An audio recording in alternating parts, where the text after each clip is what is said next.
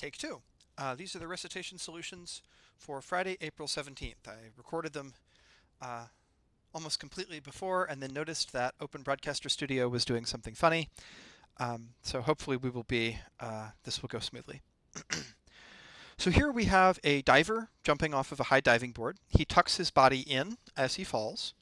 So his moment of inertia before is large, after is small. So as his moment of inertia goes down, his angular velocity will go up. Is angular momentum conserved? Yes. Um, Angular momentum is conserved if there are no external torques, just like ordinary momentum is conserved if there are no external forces. So no external torques.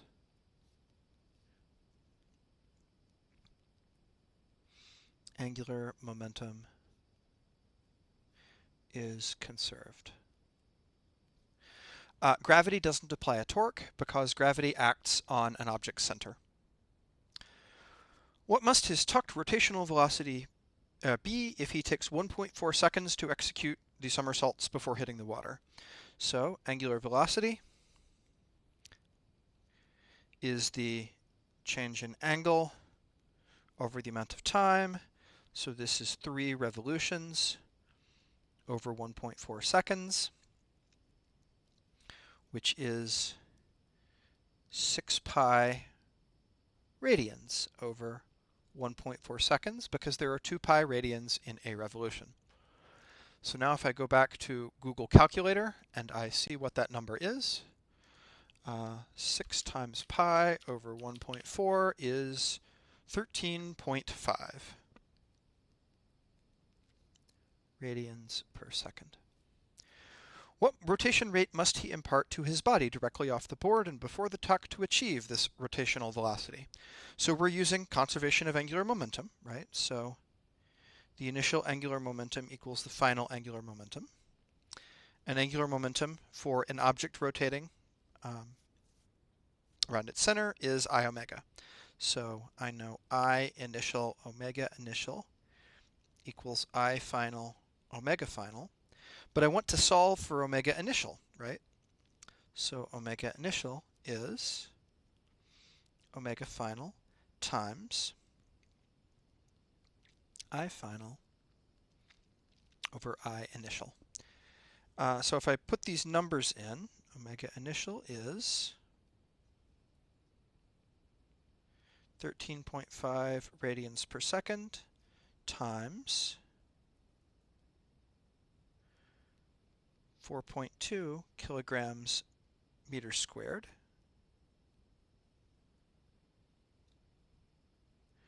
over 16.9 kilograms meters squared. So now let's Google Calculator that, and I get 3.36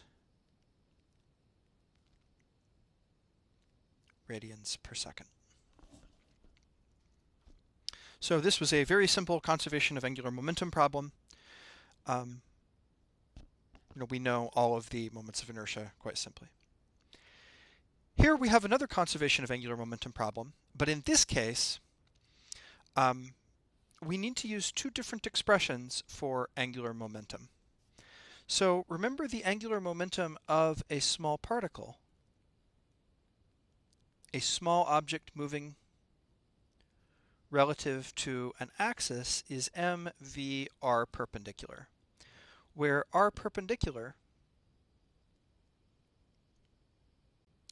is this distance. You draw the line in the direction of motion and then draw the perpendicular to the center. And here, the angular momentum of the cylinder, we will use the familiar form for a rotating object.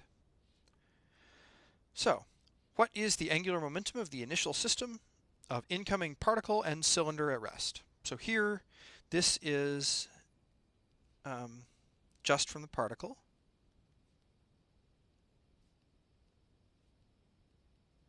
Since the cylinder is at rest.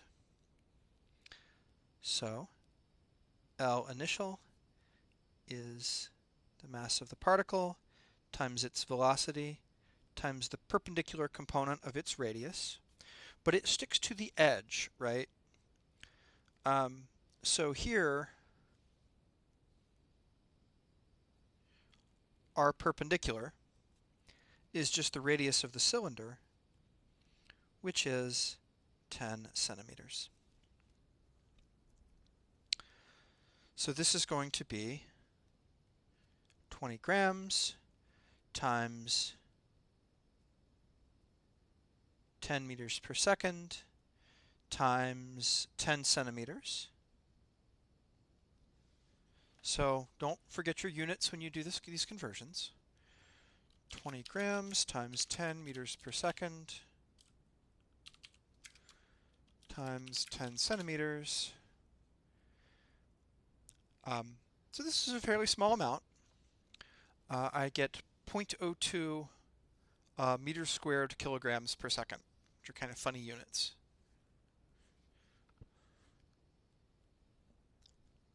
.02 meters squared. Whoops. My program crashed. Give me one moment to get it back.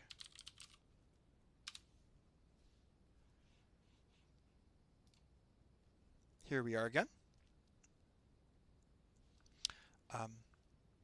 There's still some bug that needs to be squashed in the program that I'm using for this. Meters squared kilograms per second. Okay, so now this asks, what is the angular velocity of the system after the collision? Well, here again I can use conservation of angular momentum, but now I need a form for the angular momentum after the collision. L final equals I final omega final, and I final is the moment of inertia of the particle plus the moment of inertia of the cylinder. The moment of inertia of the particle is just mr squared. So we'll let this one be little m, and we'll let this large mass be big M. Of course, that radius is r. The moment of inertia of a cylinder is 1/2 mr squared. Notice that I'm using little r here because the particle is at the edge. So this is going to be, let me put the numbers in here. Well, no, I'm not going to put the numbers in yet. I want to wait until the end. So I know that L initial equals L final. So M particle VR equals mr squared plus big M, whoops, plus I forgot my factor of 1/2. Again, you'll probably look that up in a table. I remember it just because I've been teaching this class for a while.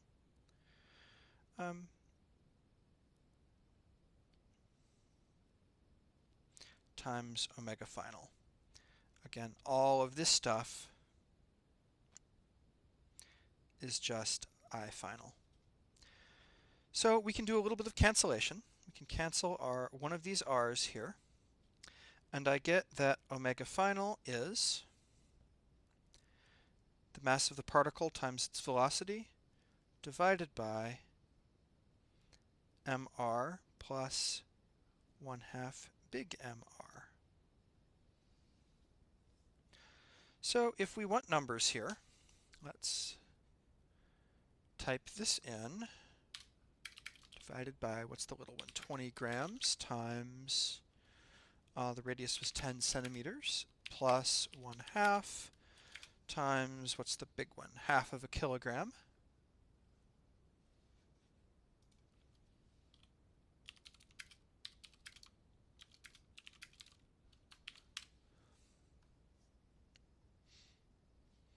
And I get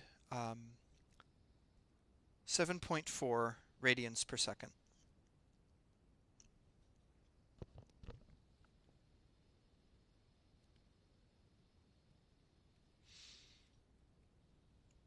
So often when you have objects sticking together, you'll need to think about their total moment of inertia. Part C asks how much kinetic energy is lost in the collision. So let's write down kinetic energy before and after. The initial kinetic energy comes just from the motion of the particle, is 1/2 mv squared.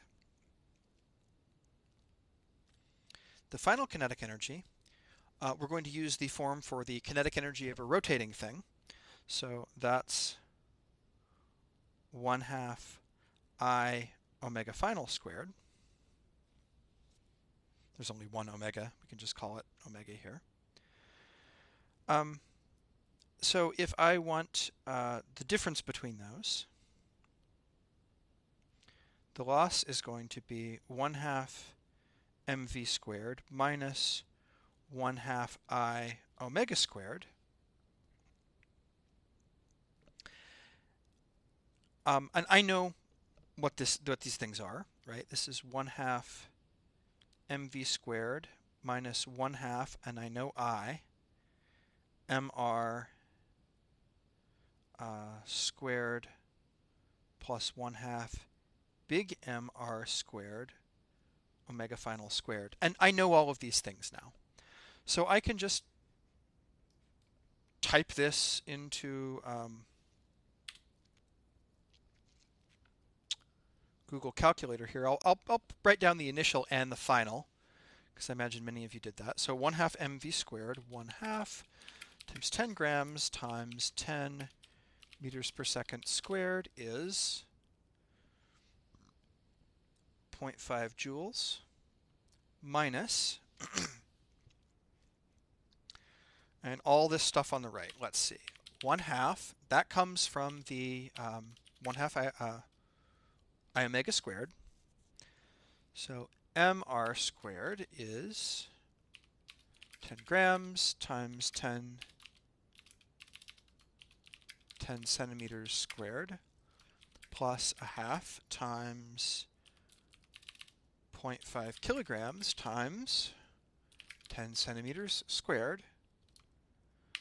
And then all of that stuff is multiplied by the final angular velocity, 7.4 radians per second squared.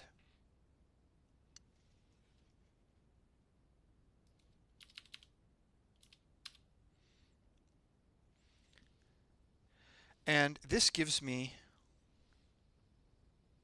0.07 joules. So the amount of energy lost was 0.43 joules, or most of it. And that makes sense, right? If you have a small object going quickly and it strikes a large object, it's going to lose most of its energy in an inelastic collision. So that's this problem. So let's kind of review what we did here. We realized that there are two ways to calculate angular momentum. So either you have a small point-like object moving quickly, in which case you use this formula up here for the angular momentum, that's the wrong color, angular momentum of a single particle moving in a straight line. Or if you have an object spinning, like the cylinder is after the collision, then you use perhaps the more familiar form of the angular momentum. Okay, problem 3 is asking us to imagine a rotating uniform rod.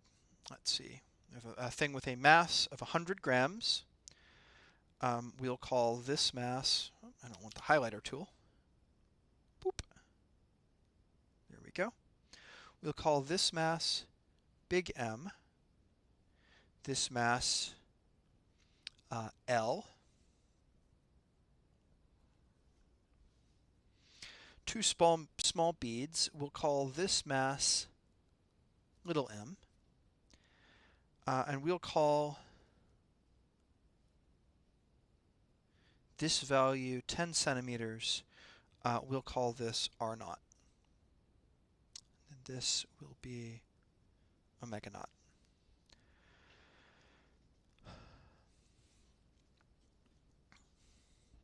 So, sketch the rod and the beads in the initial and final configuration. Mark the point the axis of rotation goes through. Indicate known dimensions in the figure. So we're rotating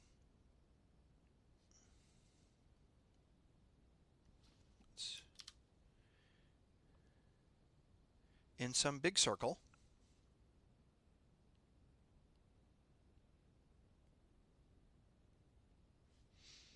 Here's the rod.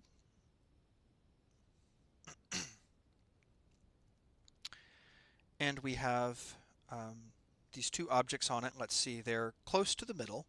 So they're 10 centimeters from the middle, so they'd be like here and there. There's the center. So let's draw in the dimensions here.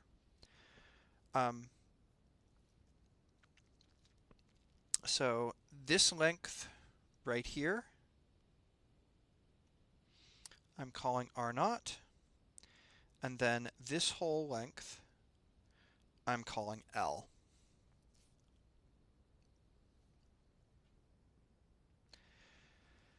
Now, in the end, these things slide outward, so final configuration. We're not told exactly where the final configuration is, but presumably when they get to the edges.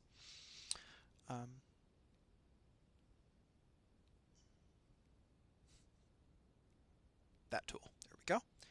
So here is the path of rotation. Again,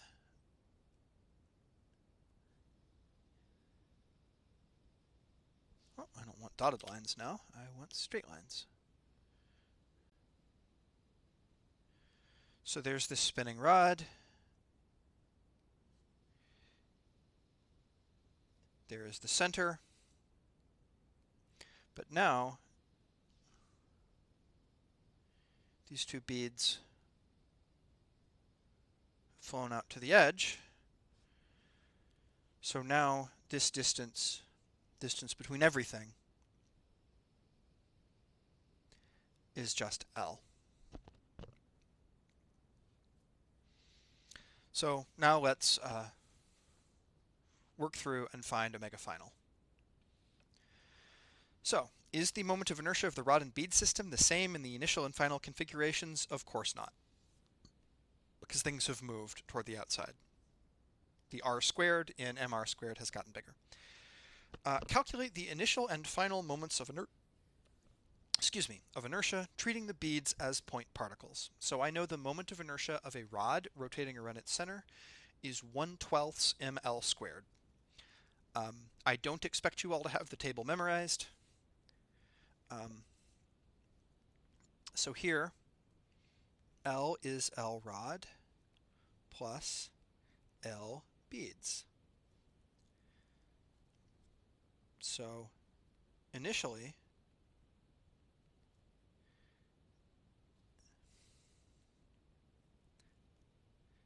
L initial is going to be 1/12.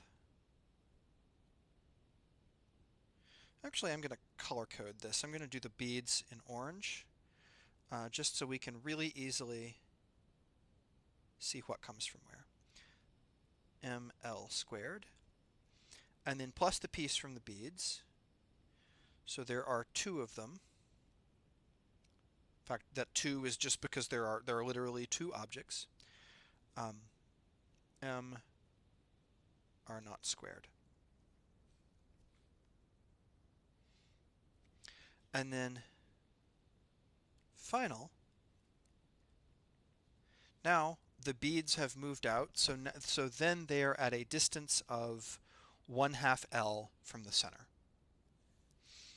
So the final moment of inertia is going to be again 1/12 ml squared, plus this time I've got two beads and they are at m 1/2 L squared.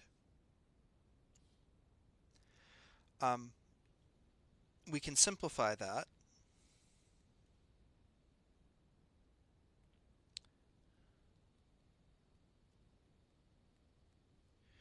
because 1/2 squared is 1/4. So this is going to be 1/2 ml squared from the beads. Okay, calculate the initial angular momentum of the system. Well, it's just that times omega naught. So L initial is, oh shoot, so I was using the wrong symbol the whole time. I'm clearly very tired. Rather than writing moment of inertia I was writing L.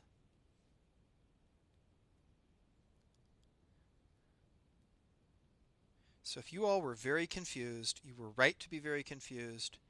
I am tired and I am doing the wrong thing. Yes, we're calculating moment of inertia there. So the initial angular momentum is the initial moment of inertia times initial angular velocity. So that's going to be 1/12 ml squared plus 2m r naught squared all times omega initial. Okay, write down the formula for the final angular momentum in terms of the unknown omega final. Well, L final is going to be I final times omega final, which is, well, the thing we just got, 1/12 ml squared plus 1/2 ml squared omega final. So this problem is just a straightforward application of conservation of momentum, right? L initial equals L final. So I initial omega initial equals I final omega final, except we had to think just a little bit about what the moments of inertia are. But once we know that, we can write this down very simply. Omega final is just going to be omega initial times I initial over I final. So now let's put in all of our stuff. This is going to be 1/12 ml squared plus 2m r naught from the beads, r naught squared, over 1/12 ml squared plus 1/2 ml squared. Again, the pieces in orange represent the beads. So now I have to type all that in since I have these numbers. Numbers make me break out in calculators, which is why I don't like them. So let's see, I've got 1/12. The mass of the big thing is 100 grams, times 100 grams, times its length is 50 centimeters,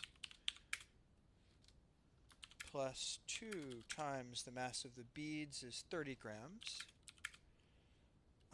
times r naught is 10 centimeters,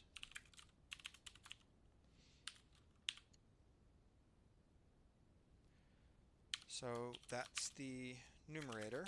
The denominator is, again, 1/12 times 100 grams times 50 centimeters squared, now plus 1/2 times, what are the beads again, 30 grams times 50 centimeters squared. So that's the stuff in brackets times the initial angular velocity, which is 20 radians per second. So when I do this, I get 9.2 radians per second. I knew it would slow down, right?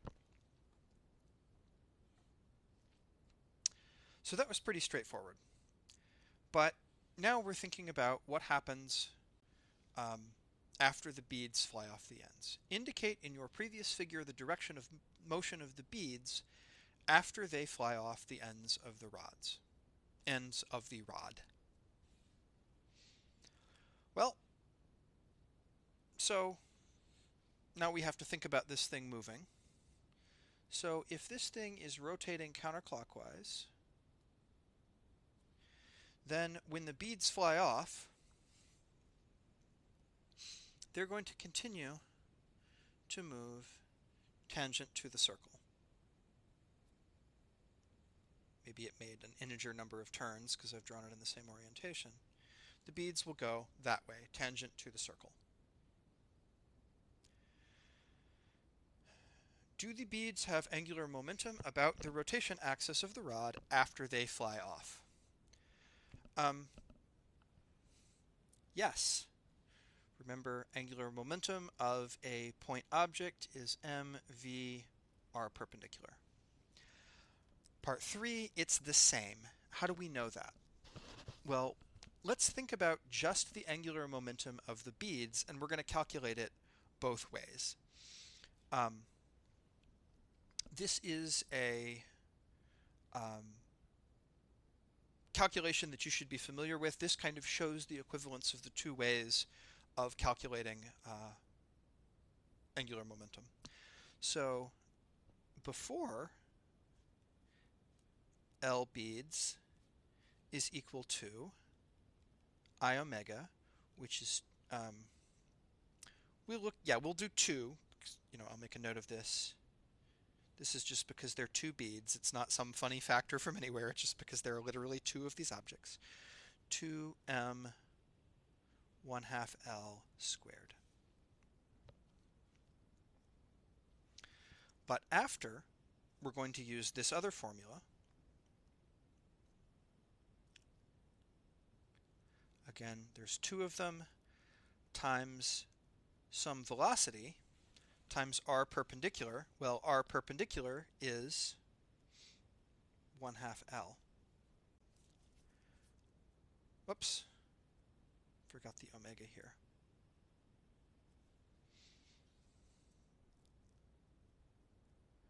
But, and this is the important thing. But note that since they fly off with the same tangential velocity they had, the tangential velocity is just omega times the radius 1/2 L. So L after is 2m omega 1/2 L times another 1/2 L, which is the same as L before. Again, this is just for the beads. So what we see is that their angular momentum does not change when they fly off. We could calculate their angular momentum in either this way or using I omega, and we get the same answer. So part 4, what does this apply for the angular momentum and angular velocity of the rod after the beads fly off? So here,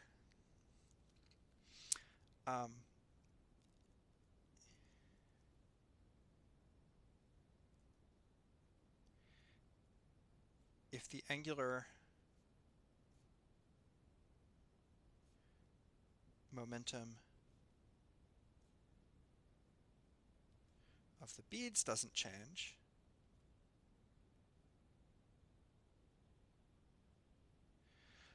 so the only way that the angular momentum of the beads could change is if they took angular momentum from the rod, since angular momentum is conserved. Then the angular momentum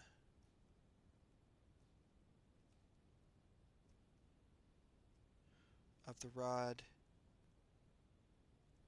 can't change either, and thus its angular velocity doesn't either. Just trying to clean up my handwriting. And this makes sense, right? If you have a spinning bar and 2 things pop off of the end of it, that's not going to suddenly make the spinning bar go faster or slower, just because something slipped 1 more millimeter off of the end. I hope this was helpful. If you have any questions about these solutions, don't hesitate to contact me by Discord or by email.